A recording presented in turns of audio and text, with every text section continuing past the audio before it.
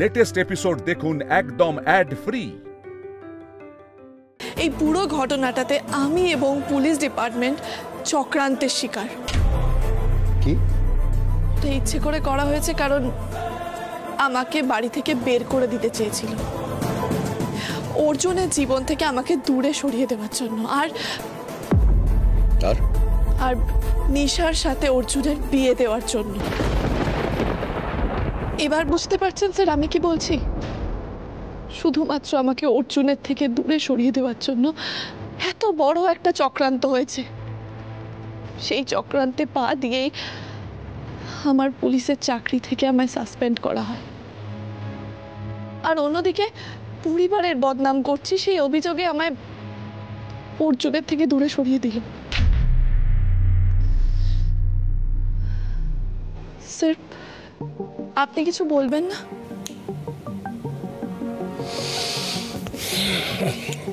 তুমি এখন যাও, আর হুটহাট করে এখানে চলে এসো না। আপনি আমায় এখনো অবিশ্বাস করবেন? Good evening sir. Good evening. কেমন আছেন স্যার? আসলে আপনার খবরটা পেয়েই ছুটে এলাম। এ কি, আপনি এখানে? কি ব্যাপার স্যার, উনি এখানে? স্যার তুলি কিন্তু সাসপেন্ড, একজন সাসপেন্ডেড কনস্টেবল অফ ডিউটিতে আপনার বাড়িতে আসছে। এটা ঠিক হচ্ছে না স্যার, কিছু মনে করবেন না। ব্যাপারটা পাঁচ কান হতে পারে, পাঁচ রকম কথা হতে পারে।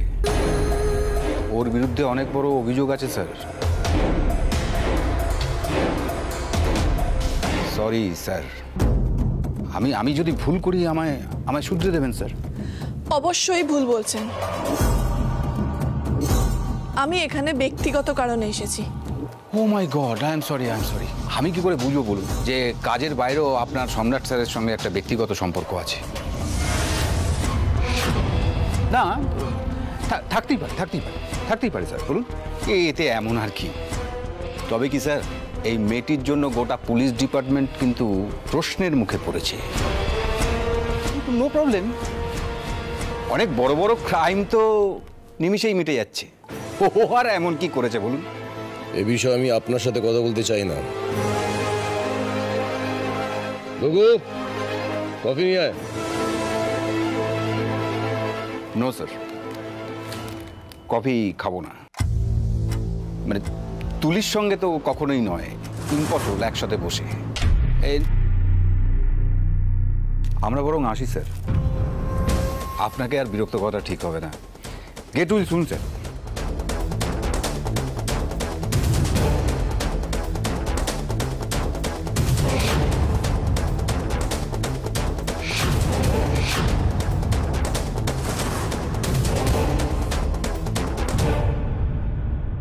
স্যার আমি অসহায়ভাবে এসেছিলাম আপনার কাছে। এখানে এসে যে এটা ঘটে যাবে আমি বুঝতে পারিনি। শালীনতা বজায় রেখে তোমাকে যেতে বলেছিলাম, এবার কিভাবে বললে তুমি বুঝবে? সব জেনে শুনেও স্যার এরকম রাগ করছেন কেন আমার উপর? বেশ, আমি আসছি স্যার, সাবধানে থাকবেন।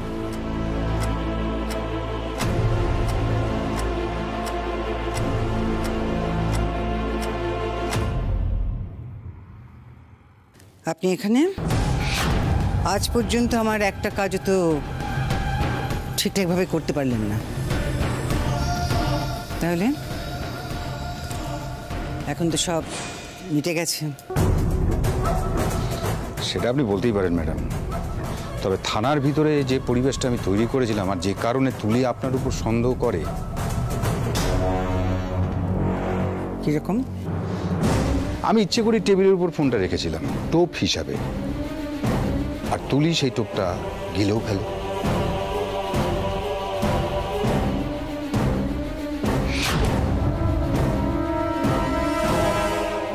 আর তারপরে আমার ফোনটা ঘাটাঘাটি করে আমার অবর্তমানে আপনার নাম্বারটা পেয়ে যায়, আর সেই সুবাদে আপনার ঘরেই রেকর্ডিং ডিভাইসটা বসিয়ে দেয়। তুলির এই অবস্থার জন্য কিন্তু আমার অবদান পুরোটাই ম্যাডাম। বুঝলাম, কিন্তু এখন এখন দাবিটা কি? যারা উপকার করে তারা দাবি করে না ম্যাডাম। আপনার যা ইচ্ছে হয় তাই দেবেন, হিসেবটা একটু ঠিক করে করবেন। আসলে জব রিস্ক নিয়ে কাজটা করেছি। আপনার ভয়েস রেকর্ড, আমার থানায় বসে কথা বলা, বুঝতেই তো পাচ্ছেন, এর জন্য আমাকে সাসপেন্ডও হতে হয়েছে। আসলে কি জানেন, এরকম কেসে বড্ড লস হয়ে যায় ম্যাডাম। ঠিক আছে ঠিক আছে, আপনি খাম তো পেয়ে যাবেন। দারুণ, তাহলে তো এবার আপনাকে একটা বোনাস খবর দিই। কি খবর? আপনার বৌমা তুলি সম্রাটবাবুর সঙ্গে দেখা করতে গেছিল। কি বলছেন কি আপনি? আমি ঠিকই বলছি, আমি নিজের চোখে দেখেছি ম্যাডাম। তবে কি সম্রাটবাবু তুলির সঙ্গে খুব একটা ভালো ব্যবহার করেনি ম্যাডাম। এখন তাহলে আসি ম্যাডাম।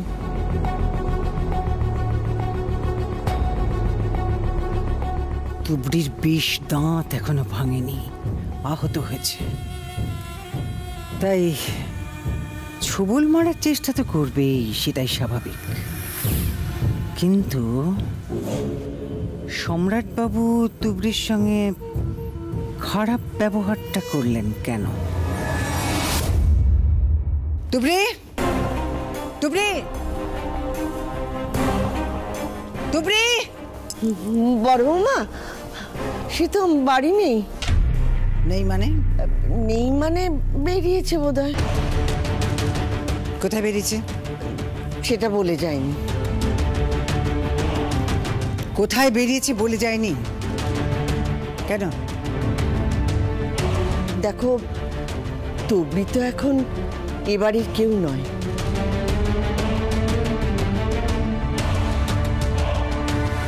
এ বাড়িতে সবার সঙ্গে সমস্ত সম্পর্ক সে ছিন্ন করেছে। তাই কখন কোথায় যাচ্ছে আগ বাড়িয়ে সবাইকে সে বলে যাবেই বা কেন বলো? মা, তুমি কি তুবড়ির হয়ে, তুবড়ির সাপোর্টে কথা বলতে চেয়েছো? না না বড় বৌমা, সাপোর্টে কথা বলতে যাব কেন? আমি যেটা বাস্তব সেটাই বলছি। আচ্ছা তুমি একটু ভেবে দেখো তো, মানে তুবড়ি যদি এই একই প্রশ্ন পাল্টা তোমাকে করে, তাহলে তুমি তার কাছে ছোট হয়ে যাবে, তাই না? তাই আমি চাই না তুবড়ি তোমাকে ছোট করার সুযোগ পাও। তাহলে তুমিও আমার হয়ে তুবড়িকে এই উত্তরটা দিয়ে দিও, যেই বাড়িতে থাকতে হলে আমাকে না জানিয়ে কোথাও যাওয়া যাবে না, যেখানেই যাবে আমার পারমিশন নিয়ে যেতে হবে। ওই তো এসে গেছে মহারানী, এসো, তোমারই গুণগান হচ্ছিল। কোথায় গিয়েছিলে বৌদিকে না জানিয়ে? একটা কাজ ছিল। কাজ মানে? তুবড়ি, তুমি ভুলে যেও না যে তুমি এই বাড়ির আশ্রিতা। এই বাড়ি থেকে বেরোনোর সময় তোমাকে জানিয়ে যেতে হবে যে তুমি কোথায় যাচ্ছ। এটা আমাদের বাড়ি, এ বাড়িতে কিছু নিয়ম কানুন আছে। এটা তোমাদের মতন বস্তির বাড়ি নয়। তাই এই বাড়িতে থাকতে গেলে এই বাড়ির নিয়ম কানুনগুলো মেনে থাকতে হবে, কথাটা মনে রেখো। এরপর থেকে এই বাড়ি থেকে তুমি যখনই বেরোবে আমার পারমিশন নিয়ে আমাকে জানিয়ে বেরোবে, নইলে চিরদিনের মতন এ বাড়ির রাস্তা তোমার জন্য বন্ধ হয়ে যাবে। কিন্তু বাইরে না বেরোলে আমি নিজেকে প্রমাণ করব কিভাবে? শুভ কাজে দেরি হওয়ার লক্ষণটা না আমার ঠিক ভালো লাগে না। মানে বিয়েটা আগেই হয়ে যাওয়া উচিত ছিল। আর আমারও এমন কাজের চাপ না যে আমিও ঠিক মোক্ষম সময়গুলোতে থাকতে পারছি না। রিল্যাক্স মামা, রিল্যাক্স করো, রিল্যাক্স করো। গেম এখন আমাদের হাতের মুঠোয় আছে। ভাগ্নি, কি বলছিস তুই বলতো? হাতের মুঠোয়, হাতের মুঠোয়। এইভাবে চললে তো হাতের মুঠো কখন আলগা হয়ে যাবে কে বলতে পারে। আমি সেটা হতে দেবো না মামা। ওই যে কথায় আছে না, যা হয় ভালোর জন্য হয়। আর শোনো, গেমে শুধু জিতলে হয় না, শোধও তুলতে হয়। আর আমি এই কদিনে সেটাই করব। তুমি শুধু দেখো মামা, তুবড়ির আমি কি হাল করি। ও পালানোর পথ খুঁজে পাবে না। সব ঠিক আছে, কিন্তু একটা বাঁধন দরকার ছিল। কেন? অর্জুন তো পরিষ্কার বলে দিয়েছে ও আমাকেই বিয়ে করবে। মহালয়া হয়ে গেলেই বিয়ে, অ্যান্ড ইটস ফাইনাল। আর শোনো, তুবড়ির জন্য একবার আমার বিয়ে ভেঙেছে, ও আবার কি করে বিয়ে ভাঙবে? আর ও যদি এবারে কিছু করে, তোমার মনে হয় যে আমি ছেড়ে কথা বলবো? ঠিক আছে, মেনে নিলাম তোর কথাটা, তুই যা বলছিস। এই অর্জুন কোথায় রে? অর্জুন কোথায়? উচ্ছন্নে যাক, ও যত উচ্ছন্নে যাবে তত আমার আনন্দ হবে। মানে তুই ওকে চাস না? মামা, আমি কি চাই সেটা তোমার খুব ভালো করে জানা আছে। তোমরা স্বপ্ন দেখে আমাকে এখানে নিয়ে এসেছিলে, আর অর্জুন আমার কাছে শুধুমাত্র শিখনটি। ঠিক আছে, ওর ঘাড়ে বন্দুক রেখে আমি চালিয়ে দেব। এই সব কিছু তারপর আমার হবে না, মানে আমাদের হবে, আমাদের সবার হবে। আর শোনো মামা, তুমি তো খুব ভালো করে জানো না যে এই শাখা সিঁদুর পার্শে মাছের ঝোল করে খাওয়ানোর জন্য কিন্তু আমি অর্জুনকে বিয়ে করছি না, যে সারাক্ষণ আমি অর্জুন অর্জুন করে হেদিয়েই মরে যাব। শুধু বিয়ের একটা স্বীকৃতি চাই, তারপর আমি আমার স্বরূপ দেখিয়ে দেবো এদেরকে।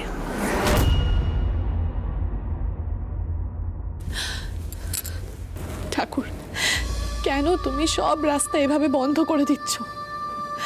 আমি কোন পথে লড়াই করব? কোন পথে নিজেকে প্রমাণ করব? কেউ জানুক বা না জানুক, তুমি তো জানো আমি কি করেছি আর কেন করেছি। তুমি কি তবে আমার সহায় নও?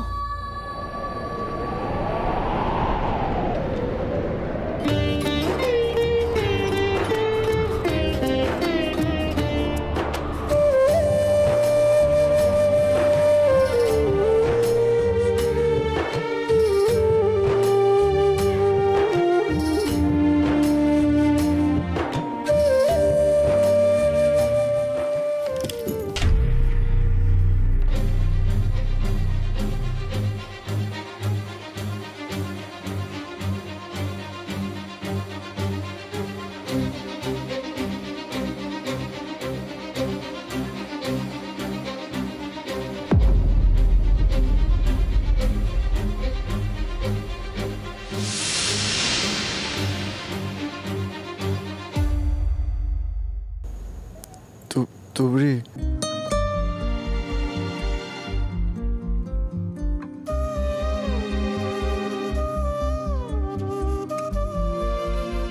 তুবড়ি, যন্ত্রণায় আমার মাথাটা ফেটে যাচ্ছে, একটু হাত বুলিয়ে দেবে?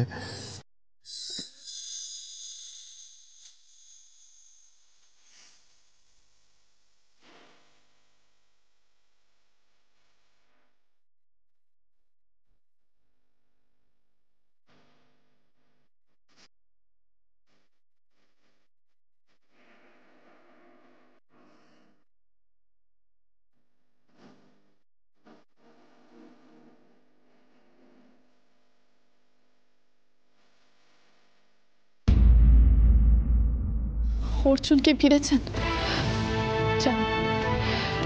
জানি আমি, উনি খুব কষ্ট পাচ্ছেন। উনি কষ্ট পেলেই সেটা ভোলার জন্য নেশা করেন, আর সেটা করে সবচেয়ে বেশি কষ্টটা উনিই পান। জানি, কি আমি ওনাকে দেখে আসি।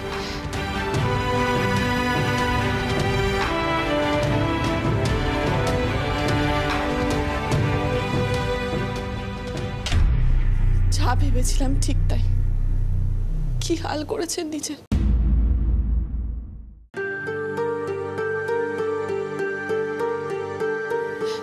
কেন নিজেকে এত কষ্ট দিচ্ছেন?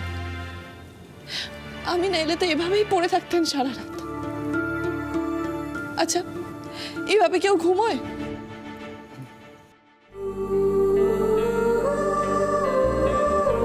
আপনার মাথা যন্ত্রণা করছে?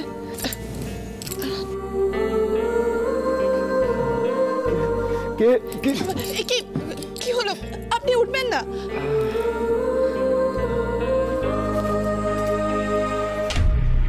এ কি, তুমি এখানে কি করছো? ব্যাপার, তুমি এত রাতে ওর ঘরে ঢুকেছো? কোন সাহসে ঢুকেছো? লজ্জা করে না তোমার এত রাতে অন্যের ঘরে ঢুকতে? হ্যাঁ, নাকি নিজের অধিকার ফলাতে এসেছো? পিসি, আমি দেখলাম ওনার কষ্ট হচ্ছে তাই এলাম, কোনো অধিকার ফলাতে আমি আসিনি। তাছাড়া ধরে নাও না আমি বাড়ির কাজের লোক, কাজের লোক তো এসব করতেই পারে। কথা ছিঁড়ি দেখো পিসি, তুমি নিজে দেখো উনি কিভাবে ঘুমোচ্ছেন। আমি আমি সেই জন্যই এসেছি, তাই তো। ওর যেমন ভাবে ইচ্ছে ও তেমন ভাবে ঘুমাবে, তোমার কি? তোমায় কেউ দায়িত্ব দিয়েছে দেখার? হ্যাঁ, দাঁড়াও, তোমার মজা আমি দেখাচ্ছি, দাঁড়াও। নিশা, আই নিশা! কি হয়েছে, চিৎকার করছো কেন? তুমি এখানে কি করছো? তুই দেখ কত বড় সাহস, দেখ তোর হবু স্বামীর ঘরেও এত রাতে ঢুকেছে। নিশা, ভালো মানুষ হলে চলবে না রে, হ্যাঁ, একদম চলবে না। সেই যুগ এখন নেই, শক্ত হাতে হাল ধরতে হবে, বুঝেছো? এই মেয়েকে চিনিস না, এই মেয়ে ছুঁচ হয়ে ঢুকেছে, ফাল হয়ে বেরোবে। পিপি, এত চিৎকার কেন করছিস? আমি জল খাবো। অর্জুন, আপনি জল খাবেন তো? আমি খাইয়ে দিচ্ছি, থাকুন। তুমি এখানে কি করছো? তোমার হাতে আমি জল খাবো না।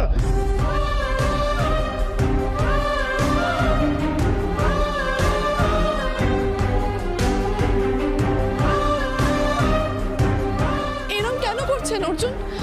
আপনি এতক্ষণ খেয়াল করেননি আমি এসেছি? কি হাবিজাবি বকছো তুমি? পিপি, ও এখানে কি করছে? কি করছে এখানে?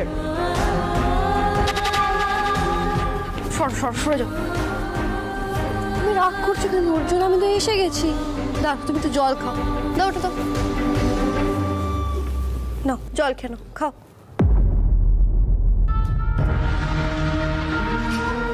আমি তোমার জন্য সারা রাত জেগে বসেছিলাম, কখন যে চোখটা লেগে গেল।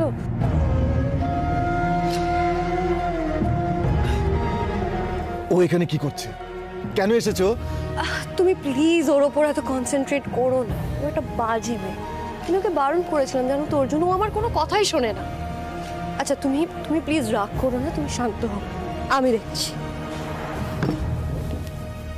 তোমাকে একটা কথা আমি বলে দিচ্ছি, হ্যাঁ, কান খুলে শুনে নাও।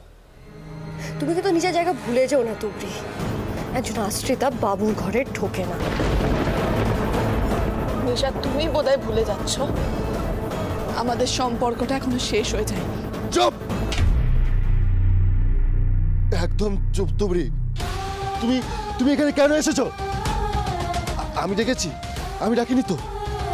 তারপরেও তোমার সাহস কি করে হয় তুমি এখানে আসো? বেরিয়ে যাও বলতে, এখান থেকে বেরিয়ে যাও। তোমার শিক্ষা হয়েছে তো তুবড়ি, নাকি এখনো এখানে দাঁড়িয়ে থাকবে?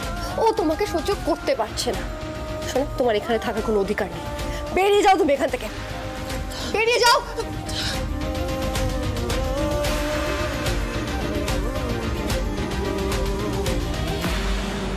নাথ বইয়ের যদি এই ঘরে ঢোকার অধিকার না থাকে, তাহলে নিশা, তোমার তো এখনো দাদু ভাইয়ের সঙ্গে বিয়েই হয়নি, তাহলে তুমি কোন অধিকারে দাদু ভাইয়ের ঘরে এত রাতে এসেছো? কি বলছো মা? কি বলছি? নাথ বইয়ের যদি কোনো অধিকার না থাকে ঘরে ঢোকার, তাহলে নিশারও কোনো অধিকার নেই। শোন, তোর এই ঠিক বেটিকের পাঠটা না আমার অনেক আগেই পড়া আছে। আর শোনো নিশা, তুমি এই মুহূর্তে এই ঘর থেকে বেরিয়ে যাবে। একটা বাড়তি কথা তোমার মুখ থেকে আমি শুনতে চাই না। এই যে ছেলে, বাবা বাবা, বসবাড়ির ছেলে, কি পরিণতি! এই তুই এই অসভ্যতাটা কেন করছিস? তুই কি প্রমাণ করতে চাইছিস? যে তোর খুব কষ্ট হচ্ছে আর সেই জন্য তুই নেশা করেছিস। বাড়ি শুধু সবার কষ্ট হচ্ছে, তা বলে সবাই কি নেশা করতে বসে গেছে? এই অসভ্যতা কেন করছিস? উত্তর দে, কেন করছিস? কি হয়েছে?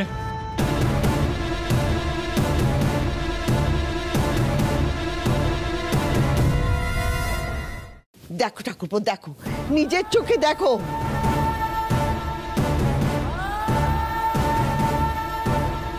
কি হয়েছে?